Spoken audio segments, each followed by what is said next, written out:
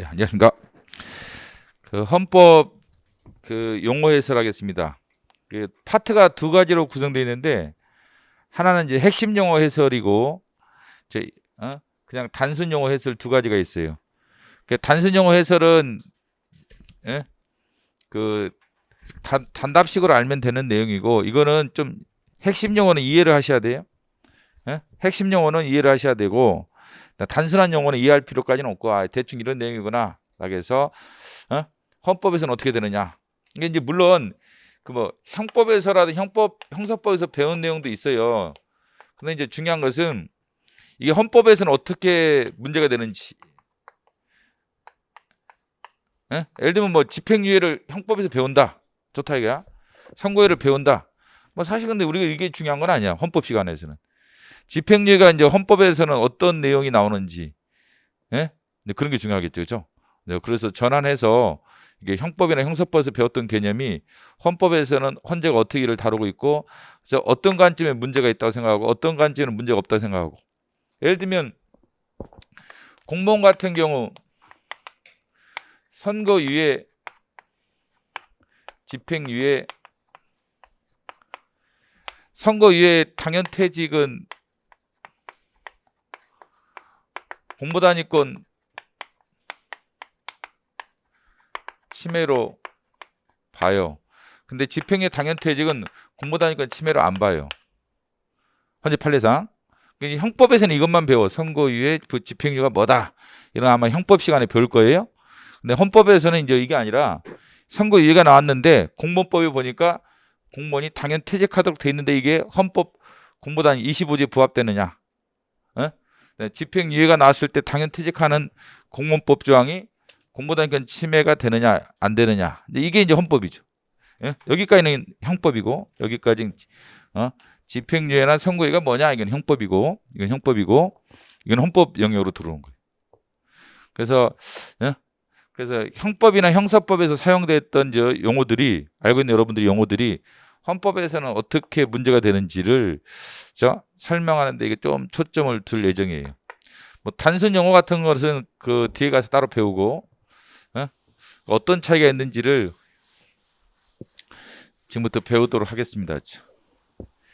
일단 헌법 용어가 낯설어요. 왜냐하면 일상생활에서 잘 안 쓰다 보니까 낯설지 뭐죠. 일단은 일상생활에 잘 안 쓰니까 좀 낯설어서 어렵게 생각을 해요.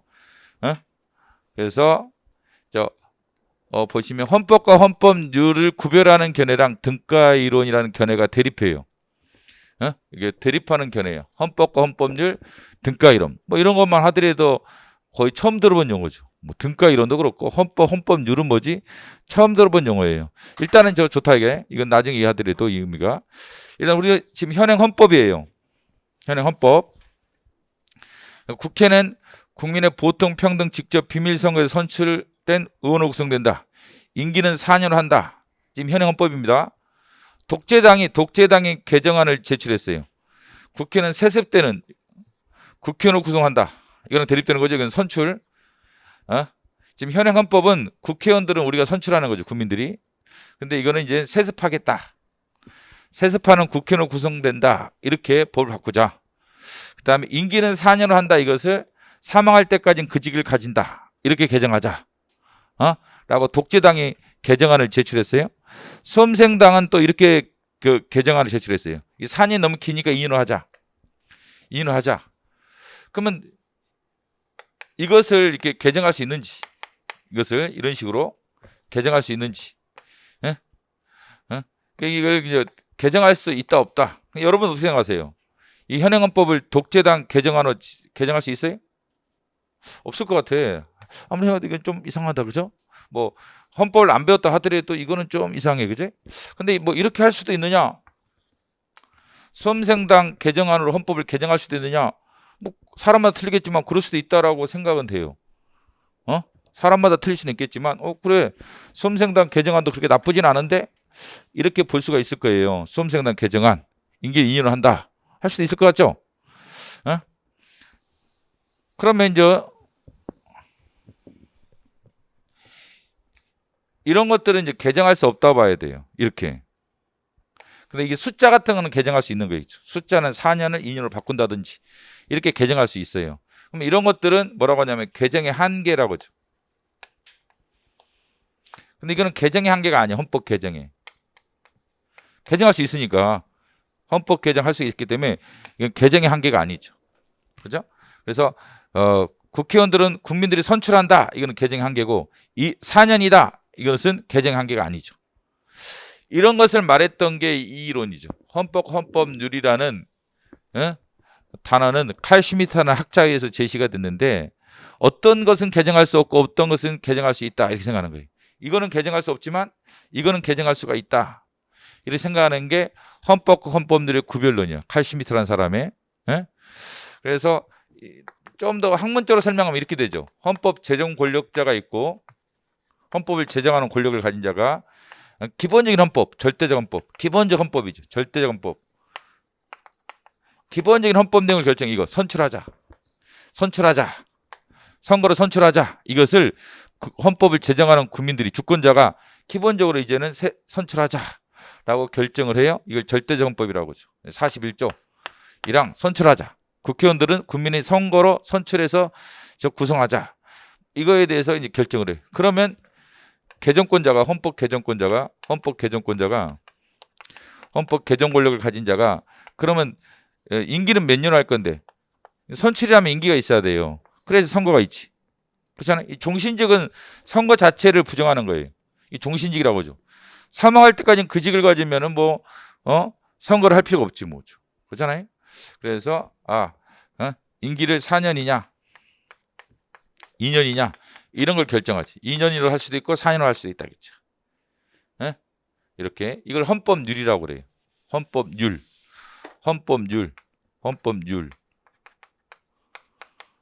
그러니까 이 조항은 헌법 핵 절대적 헌법이야. 41조 1항. 41조 1항은 이거는 절대적 헌법.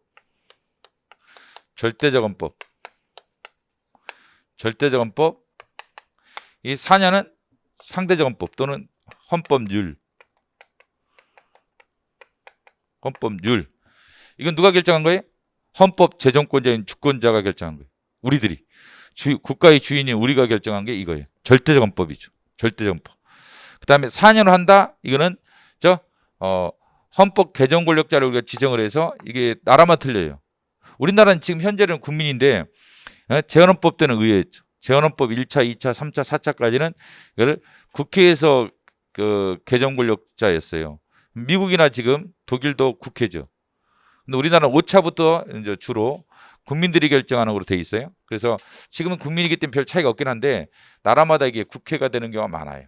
하여간 헌법 개정 권력자가 그러면 그래 선출한 다음에 임기가 있어야 한단 말이죠. 임기가 몇 년인데 뭐 이렇게 할 수 있단 말이죠. 4년이다. 이걸 헌법률이라고 그래요. 헌법률. 그래서 헌법 제정권자의 가장 기본적인 근본적 결단의 내용인 헌법 핵 또는 절대적 헌법과 그 다음에 개정권자가 이를 뒷받침하기 위해서 나오는 부수적 결단 헌법률 이렇게 구성된다겠죠. 헌법이라는 게. 헌법이라는 게. 그래서 이거는 개정할 수 있고 이거는 개정할 수 있어요. 이건 개정할 수 없지. 이 절대정법은 개정할 수 없다. 그래서 이렇게 개정하는 허용이 안 돼요. 국회는 세습되는 국회의원으로 구성된다. 사망할 때까지 그 직을 가진다라면 이걸 부정하는 거라서 이건 개정할 수 없는 거예요. 개정의 한계를 벗어났다. 헌법 개정의 한계를 벗어났다고 설명하겠죠. 이거는 수험생당 개정하는 가능성이 있다고 봐야 돼. 2년으로 한다. 이런 것들은 개정할 수 있는 내용이에요. 4년이 될 수도 있고 2년이 될 수도 있고 3년이 될 수도 있어. 나라마다 틀리죠. 미국은 지금 2년이죠. 미국은 하원이 2년이야. 상원은 6년이고. 하원은 2년, 상원은 6년이에요. 그건 가능한 거지. 미국도 이게 2년으로 돼 있어요, 지금. 그 때문에 뭐 꼭 4년을 해야 할 필연적인 것은 아니니까 이건 개정할 수 있다고 봐야 돼요. 수험생당 개정하는 가능하죠. 근데 독재당 개정하는 허용될 수가 없어요. 이 논리에 따르면.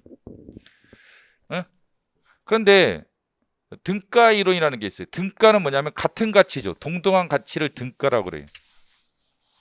그냥 대립되는 이론이 등가 이론이야. 같은 가치죠. 동등한 가치. 동등한 가치. 뭐가? A랑 A랑. A랑 A랑이 동등한 가치야. 이거 선출한다랑 4년이 똑같아요. 가치가 같다. 등가죠. 그러니까 헌법과 헌법률이 구별이 안 된다. 헌법과 헌법률이 구별이 안 되고 A랑이 똑같은 가치를 가져. 근데 이거 개정할 수 있죠? 개정할 수 있죠? 4년에 개정할 수 있죠? A랑 똑같이 갖는 A도 개정할 수 있는 거예요. 그렇게 되면 등가 이론에 따르면 A랑이 똑같은 가치를 갖기 때문에 이걸 개정할 수 있다라면 이걸 개정할 수 있어요. 그래서 개정의 한계가 없게 돼. 그래서 독재당의 개정도 가능한 거예요. 독재당이 이런 개정안이 가능하게 되는 거예요. 독재당의 헌법 개정안이 가능하게 되는 거예요. 뭐에 따르면? 등가 이론에 따르면. 등가 이론에 따르면 독재당의 헌법 개정안도 허용돼. 개정의 한계가 없다. 이게 헌법과 헌법률과 등가 이론이. 등가 이론. 헌법 조항을 한마디로 레벨이 서로 다르다. 레벨이 다른 애들이 있다 이렇게 생각하는 견해랑 야 레벨이 뭐가 다르냐 다 같이 이런 견해가 있다는 거야. 그래서 레벨이 서로 다른 것으로 구성되어 있다 이 이론이죠. 헌법 헌법률이죠. A랑은 가치가 다르다. A랑은 다른 가치를 가진다 라는 헌법 헌법률의 구별론과 같은 가치를 가진다는 등가 이론이 있단 말이죠. 근데 왜 이런 이론이 나오느냐면 결국은 개정의 한계가 있다 없다를 논증하는 거예요. 이게 가능하다 안 가능하다에 대한 얘기. 이 독재당의 개정안이 허용된다 안 된다에 대한 얘기인 거예요. 뭔지 알겠어요? 왜 나오는지? 그래서 칼 슈미트라는 사람이 헌법과 헌법률을 통해서 논증하자는 것이 뭐냐면 이게 안 된다는 거예요. 이게 안 된다. 왜? 이거는 개정할 수가 없다. 이건 개정할 수 있고. 이거는 절대적 헌법, 이건 상대적 헌법. 이거는 헌법, 이거는 헌법률. 그래서 이거는 개정할 수 있지만 이거는 개정할 수가 없다. 그게 헌법, 헌법률의 구별론이죠. 그래서 헌법 개정에 한계가 있기 때문에 이건 안 된다. 헌법 개정에 한계가 있기 때문에 이건 안 된다라는 거죠.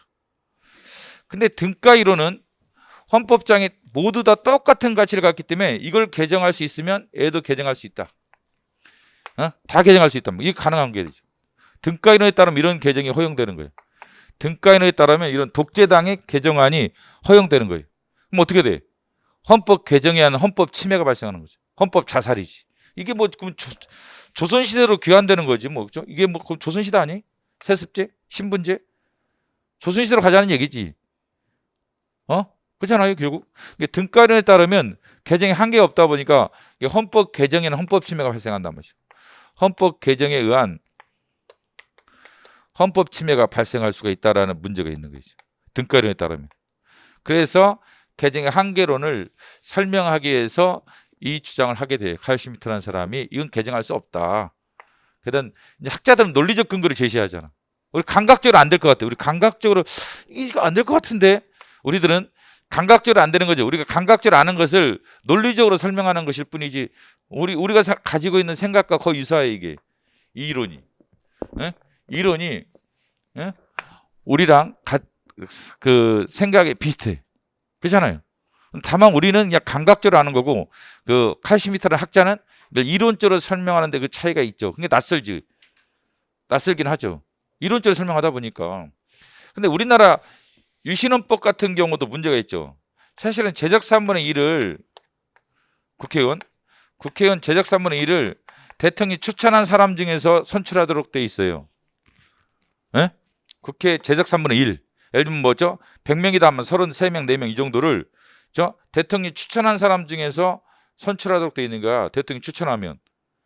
그러면 이게 사실은 이게 국회의원이 대통령 똘마니가 되는 거지.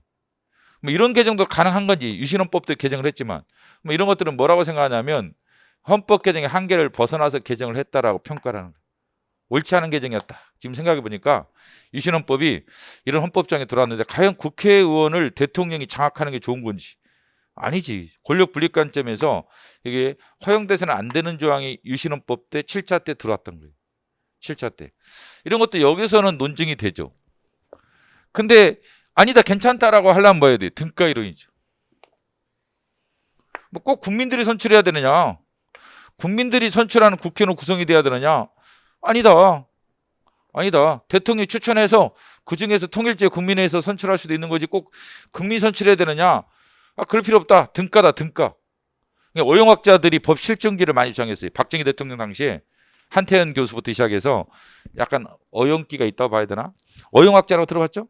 권력에 아부하는 세력들은 우리나라에서도 등가 이론을 주장했어요. 법 실증자들이 주장했던 등가 이론을 주장했던 거고 독일 역사도 똑같아요. 독일 역사 시대 비스마르크 시대 때 또 1871년 헌법하에서도 이 법실중주의자들이 주장했던 거예요. 이러면 헌법 개정을 주도할 수 있는 권력자들이 편하지. 등가 이론에다 다 개정할 수 있어. 그래 내 마음대로. 그래 내 마음대로 개정할 수 있어. 등가 이론이야. 다 뭘 선출해. 그냥 세습을 하고 말이야. 내가 지명한 애를 국회의원을 하고 이러면 되는 거지. 굳이 뭐 선출해 귀찮게. 내 마음대로 할래. 이 등가 이론이 편하지. 오용학자들은 등가 이론을 말하는 거야. 똑같은 가치를 갖습니다. 독재자님 마음대로 하세요. 독재자님 마음대로 하시고 마음대로 헌법 개정하시고 뭐 국회의원들 다 대통령 임명한다 해도 좋습니다. 대통령이 지명한 자를 국회의원을 한다. 훌륭합니다. 이거 개정할 수 있습니다. 한계가 없습니다. 이렇게 오용학자들이 구라치는 애들이 등가 이론을 주장했던 거예요. 그게 이제 법실중주의자라는 놈들이죠. 지금 생각해보면 오용학자들이지.